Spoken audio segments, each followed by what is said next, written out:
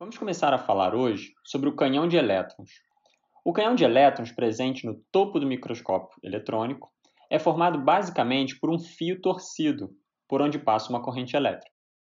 Chamamos esse fio torcido de filamento, como mostrado no slide. Pelo fato de se ter muitos elétrons passando por ali, eles podem colidir um com os outros, e além disso, ocorre o aquecimento do material deste fio. Estes eventos fazem com que, de vez em quando, possa ocorrer um processo de ejeção de alguns elétrons deste material. Metais apresentam o que chamamos de work function, e quando elétrons do metal adquirem determinada quantidade de energia capaz de escapar desta função de trabalho, eles são rapidamente ejetados do metal e lançados no vácuo que está ao redor de todo o microscópio. Quando estes elétrons são ejetados ao vácuo, eles são lançados com diferentes energias e em várias direções distintas. A voltagem presente na ponta deste filamento é de menos 300 kV, e como os microscópios são aterrados, passa a existir uma enorme diferença de potencial no interior do microscópio, o que gera um campo elétrico muito forte. Isso faz, portanto, que, ao serem lançados no vácuo, sejam rapidamente acelerados para o interior.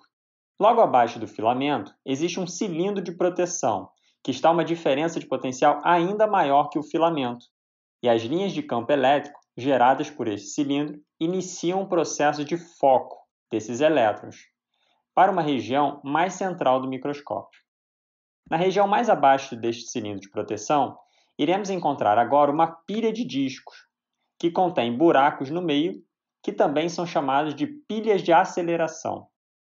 Cada um desses discos está conectado por uma série de resistores entre cada disco, sendo que o último disco está, assim como todo o microscópio, aterrado. Ou seja, não existe diferença de potencial, está a 0 volts. Por conta desses resistores em cada disco, haverá um gradiente de decaimento no potencial entre os discos, como representado na figura. Quando os elétrons ejetados do filamento entram nessa região de aceleração, que contém linhas de campo perpendiculares à direção dos elétrons, estes serão acelerados instantaneamente para baixo, adquirindo uma voltagem de 300.000 volts. Isto significa que nesta elevada voltagem, os elétrons estão próximos de atingir a velocidade da luz. E mais, o comprimento de onda desses elétrons estará na ordem de 2 picômetros, o que representa 0,02 angstroms. Por aqui, podemos observar que o comprimento de onda da radiação utilizada em um microscópio eletrônico não será um fator que irá limitar a resolução do microscópio. Esta faixa de tamanho permite ver detalhes que são muito menores que um simples átomo. Todo esse sistema está inserido em elevado vácuo. Isto é preciso porque elétrons apresentam alto nível de espalhamento quando encontram com materiais. Portanto, se houver qualquer resquício de gases no interior do canhão, os elétrons irão ser espalhados e, na verdade, o que queremos é que estes elétrons se encontrem com a amostra sem nenhum tipo de espalhamento prévio. Mesmo sob alto vácuo, infelizmente, de tempos em tempos, algumas moléculas de vapor de água e outros gases entram no microscópio e se depositam nos discos do acelerador, como representado por essas pequenas nuvens em verdes na ilustração. Se estes depósitos de matéria se agravarem a ponto de ocorrer uma grande proximidade entre um disco e outro, descargas elétricas ocorrerão, e isto irá afetar as linhas do campo elétrico, podendo tanto prejudicar a aceleração dos elétrons, quanto outras partes eletrônicas do microscópio. De forma a, digamos, limpar o canhão e eliminar estas potenciais descargas, existe um procedimento conhecido por condicionamento do microscópio. Neste procedimento, a voltagem do canhão é aumentada ainda mais de forma a promover as descargas entre esses depósitos. E assim, quando a voltagem for novamente reduzida para a voltagem de operação, poderemos alcançar uma condição mais estável para a aceleração dos elétrons. Um último ponto importante a mencionar sobre o canhão de elétrons é que, para se sustentar estas enormes diferenças de potencial no interior do tanque, em que ocorre a produção de alta voltagem, um gás chamado hexafluoreto de enxofre é utilizado como isolante. Como esse gás não tem cheiro e é mais pesado que o oxigênio, em uma situação de vazamento do tanque, a tendência será do gás ficar próximo da região do chão em uma sala de microscópio. Entre algumas medidas de segurança em salas que abrigam este tipo de microscópio é a presença de frestas na parte de debaixo das portas, permitindo assim a saída desse gás em um eventual vazamento. Já no próximo slide, é possível ver à esquerda o exemplar de um canhão de elétrons. A seta vermelha indica a região onde o filamento fica localizado, enquanto a seta verde, o acelerador de elétrons. Todas as luzes vermelhas em volta do canhão são utilizadas mediante a troca do filamento, para garantir que nenhum gás esteja presente no momento da geração da diferença de potencial. Na foto à direita, o processo de aterramento de um microscópio eletrônico. Como se pode ver, a palavra aterramento é realmente a inserção de um fio de cobre a uma determinada profundidade no solo, de forma a garantir a estabilidade do microscópio, haja vista que estamos tratando de variações muito grandes de voltagem.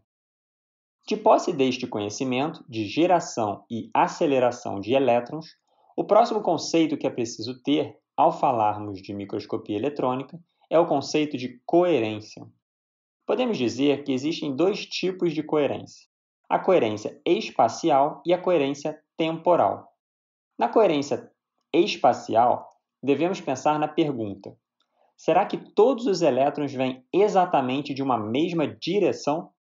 A boa coerência espacial é muito importante para evitar a formação de imagens distorcidas. No caso de termos pobre coerência espacial, os elétrons podem alcançar a amostra em diferentes direções, o que causará distorções no processo de formação da imagem no detector.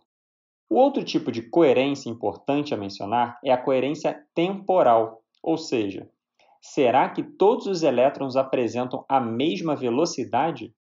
Imagine que um elétron alcance a amostra a 300 kV e o outro a 290 kV. A consequência direta deste efeito será a alteração no foco destes elétrons durante o processo de formação da imagem.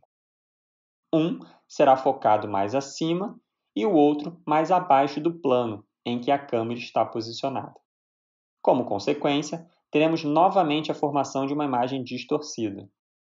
Desta forma, para um microscópio eletrônico, é muito importante buscar fontes capazes de produzir elétrons de elevada coerência espacial e temporal, para que, assim, possamos garantir o mínimo de distorção durante a formação das imagens. Esta explicação nos leva à apresentação dos principais tipos de filamento. O primeiro tipo é o filamento de tungstênio. Eles são baratos e rápidos de trocar, porém não são muito coerentes. O segundo tipo, mais comum, são os chamados Lab6, ou cristais de hexaboreto de lantânio. Neste tipo de filamento, por conta da ponta do cristal ser bastante fina, ocorre um maior ganho tanto na coerência temporal quanto espacial. E o último tipo, e mais sofisticado, é o conhecido por Field Emission Gun. Uma boa analogia para entender os dois tipos extremos de filamentos, ou seja, o de tungstênio e o de Field Emission, seria compará-los com um vulcão e um escorregador de criança, respectivamente. Em um vulcão em erupção, a quantidade de lava expelida é lançada a diferentes velocidades e direções, ou seja, pobre coerência espacial e temporal. Seria o exemplo do filamento de tungstênio. No filamento de Field Emission, imagine uma bolinha no topo de um escorrega bem próximo à borda. Mediante um pequeno empurrão, a bolinha converte toda aquela energia potencial em energia cinética e alcança o chão rapidamente. Se o mesmo procedimento for feito em uma segunda bolinha, a conversão de energia potencial à energia cinética será muito semelhante à primeira, ou seja, a velocidade e a direção alcançadas pela primeira e segunda bolinhas serão muito próximas. Portanto, alta coerência espacial e temporal. Muito bem, no próximo vídeo falaremos sobre as lentes. Até lá!